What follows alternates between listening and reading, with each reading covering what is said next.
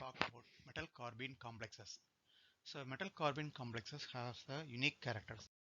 So basically carbene means methylidene groups, that is a CH2 or CHR or CR1R2. These are the carbene moieties, and we are all familiar that carbenes are both thermodynamically and kinetically unstable, and because of that it can form strong bonding with the metal atoms. It exists in two states. One is singlet carbenes, where the electron pairs are present in the sp2 hybrid orbitals. Other one is triplet carbenes, where the unpaired electrons present in one in sp2 orbital, other one in pz orbitals. So non-bonding electron present in these orbitals are going to form with a bond with the metal center. Metal carbenes are categorized into two categories, like Fischer and Schork carbene. Fischer carbenes are mostly singlet and Schork carbenes are mostly triplet carbene. So organometallic compounds of metal carbon double bond was first discovered by E.O. Fischer. He found in the most of the transition metal complex, especially the carbonate complex having that metal carbon double bond, in particularly chromium, tungsten and molybdenum based complexes. And these kind of complexes are called, they are called Fischer carbenes. These Most of these complexes, the metal are present in the low oxidation state, and bonding is similar to what we see in the carbonyl and olefin molecules. So organometal complexes with the metal carbon bond having higher oxidation metal state center later was discovered by Schork. So these complexes are called as a metal alkylidine complexes. The example, you can see the tantalum based complexes. So you can see this one. Uh, Synthesis, normally the Fischer carbenes normally synthesized from the corresponding metal carbonyl, for example chromium carbonyl or tungsten carbonyl. When they treat with the lithium alkyls, then they what they call it metal carbene lithium salt, they used to get it. Then methylation of this lithium salt result into the what we call as a metal carbene complexes, that is a Fischer carbene complexes, mostly like D6 or more electrons, that is a electron configuration complexes like chromium, tungsten, those kind of complexes will form this kind of metal carbene complexes.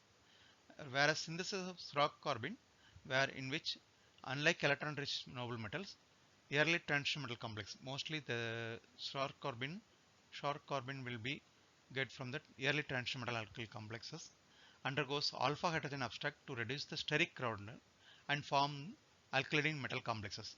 So example, if you take tantalum chlorides, when you treat with the alkyl zinc, it is amyl derivative. So you will get it a alkyl and chloro tantalum complexes. Then subsequently again further treat with the alkyl lithium, you will get the tantalum complex of penta alkyl complexes.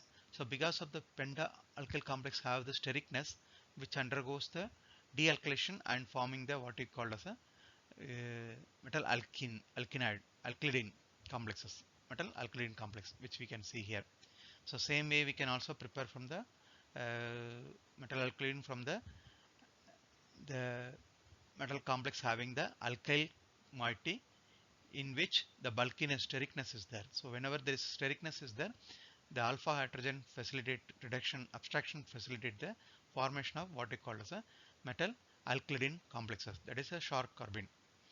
The major difference between the Fischer and Schork carbenes, if you see the Fischer carbene and Schork carbene, in the Fischer carbene the metal will have the electron rich, whereas in the Schork carbene the carbon will be electron rich. Metal will be mostly in the uh, empty orbitals, because metal in the higher oxidation state, so it will be relatively empty orbital. So we can see that it is mostly metal in the D2 and D10 oxidation state. So about the Fischer carbon property will be carbon will be in electron deficient characters, and it is stabilized by the heteroatom. So like nitrogen or anything, then when the electron donating from the heteroatom, it is going to stabilize, and it is attacked by the nucleophile because it has the electron deficiency. So nucleophile can attack on the carbon center. Whereas in the Fischer Schork carbene, the carbon center will be electron rich, and it is destabilized by the heteroatom and phenyl group, and it can be attacked by the electrophiles. So in the metal, in the case of Fischer carbon, it is present in the low oxidation state, and as I said that low oxidation means the metal center will have the electron rich. So it will be electron rich. So it can be attacked by the electrophile and stabilized by electron accepting ligand.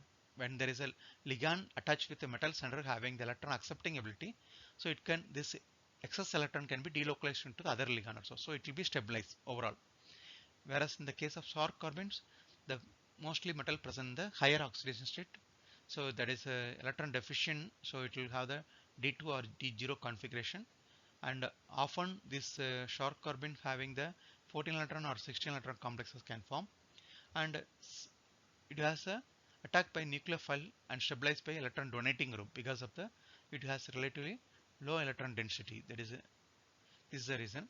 And normally if we talk about a metal carbene in Fischer carbon, the carbon metal double bond is a relatively weak, so that's the reason it has a low rotational barrier. Whereas in the case of sour carbon, the metal carbon bond is mostly covalent character, so it will be rigid in characters, so it's a larger rotation barrier, so it is very difficult to rotate. So there is a larger rotation barrier you can see in this complexes. And properties of carbenes, like if you talk about Fischer carbon, it behave like esters. The presence of electron rich metals facilitate d electron back donation to empty orbitals of carbon. So carbon metal bond will be weakened. That's why I said that it has a what you call as a barrier will be the rotation barrier will be less in the case of Fischer carbons. When there is a nucleophilic substitution, you can see the tetrahedral intermediate you can form in this case, and it exists in the resonance state. You can identify from the resonance in the case of Fischer carbon. Fischer carbon, the donation of electron from the carbon to metal dominates.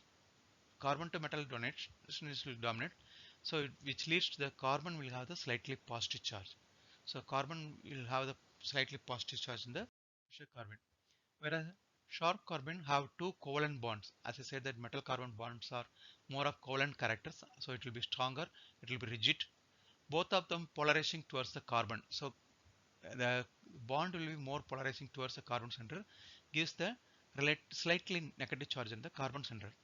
So which facilitated the stabilization of carbonium or carbonium formed by deprotonation in the sp2 state. So these are the general properties of carbon complex. So when we talk about catalytic aspects, we'll talk more about the carbon complexes. So the most important application of carbon complexes is the olefin metathesis reaction. So the olefin metathesis reaction is the one of the important reaction using the carbon complex, mostly like molybdenum based carbon complex, ruthenium based carbon complex are used, which we'll discuss later when we talk about the catalytic properties of olefin metathesis reaction. For this olefin metathesis reaction using the carbon complexes, Robert Krupps, Richard Schrock, and Chauvin got a Nobel Prize for that. So this is the what we talk about the structural properties of carbon complex. In the next class, we'll talk about a metal carbonyl compounds. So more details about carbon complex we'll talk when we talk about a olefin metathesis reaction. Okay, thank you.